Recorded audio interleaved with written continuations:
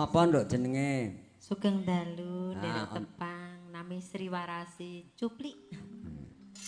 Cuplike jane cilik kok mbleguk kok ngono. Nggih, menika anak kula nomor kalih. Kiduli genti wah iki dagangane iki wis.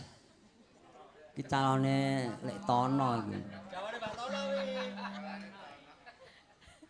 Wah, kucuk nyunyes tenan kuwi. Asma sinten, Mbak? Nggih, Wilujeng dalu. Nggih. Nderek pitepangan nami kula Ratih. Oh, saking Ngemplak Boyolali. ya aku nek saking griya ngono. Nggih, menek saking ngemplak Boyolali. Status dos pundi, Mbak? Status perawan. Perawan jahitan. Lho, kula perawan. Dek ben.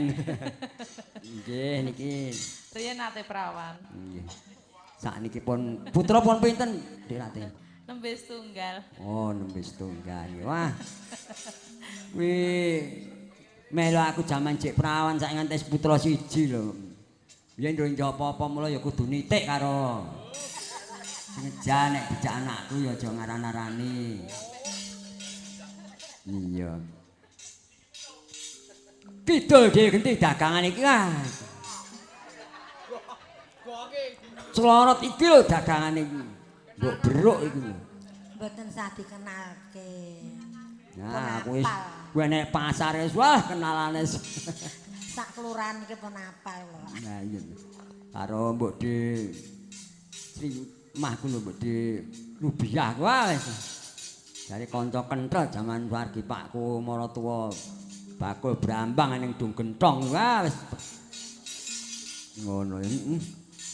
Oh tenan lho awake iki ya kulino nyanyi ana Dung Gentong wis bali pindho ana nggone kengramane lek bisa karo jenenge lek bisa sapa nduk mbok sisiri kae lho iya jane ya dulemene sajak ora nyumbang ya Cek nyumbang kok menyek men yo Didik Uut saiki niki pesindene ngadeg napa mboten? Yo ngadeg serpeke ndok.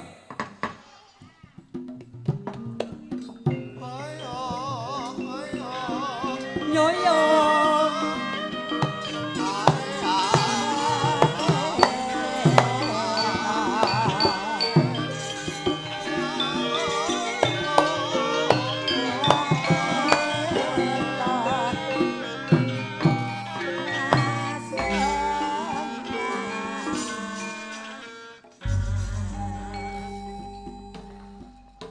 Yo nduk.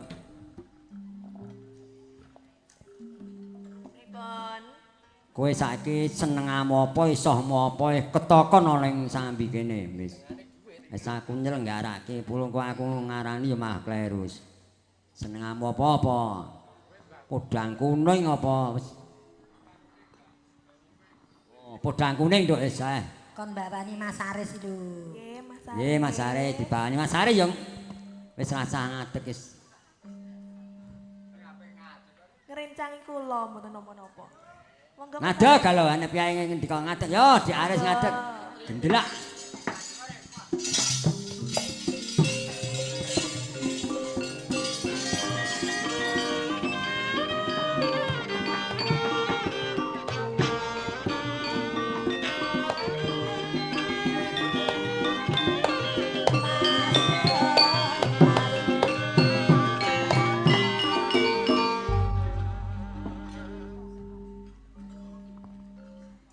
Nduk, kono. Lah cek di Aris gecek dijake bawa di Aris yo. Nggih. Ki lagu